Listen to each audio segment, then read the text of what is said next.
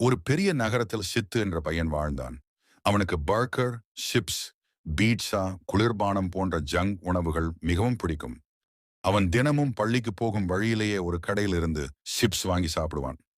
வீட்டில் அம்மா வேக வைத்த காய்கறி, இளநீர், பழங்கள் இதையெல்லாம் அவன் விரும்ப மாட்டான். நேரம் போக போக சித்து உடல் பருமனாக தொடங்கினான். ஓடும்போது மூச்சு திணறியது. விளையாட்டில் பங்கேற்க முடியவில்லை. நண்பர்கள் சிரிக்க ஆரம்பித்தார்கள். அவனுக்கு மனம் வருந்தியது. ஒரு நாள் பள்ளியில் ஆரோக்கிய உணவு என்ற நிகழ்ச்சி நடந்தது. ஆசிரியர் கூறினார், ஜங்க் உணவு நமக்கு கொஞ்ச நேர சுவை கொடுக்கும். ஆனால் நீண்ட நேரத்தில் அது நம்மை பலவீனமாக்கும். ஆரோக்கியமான உணவுதான் நமக்கு உண்மையான ஆற்றலை தரும். அந்த வார்த்தைகள் சித்துவின் மனதில் பதிந்தன. அவன் முடிவு செய்தான், இனிமேல் ஜங்க் உணவு வேண்டாம். அவன் தினமும் காய்கறி, பழம், இளநீர், பருப்பு, பால் போன்ற ஆரோக்கியமான உணவுகளை சாப்பிடத் தொடங்கினான்.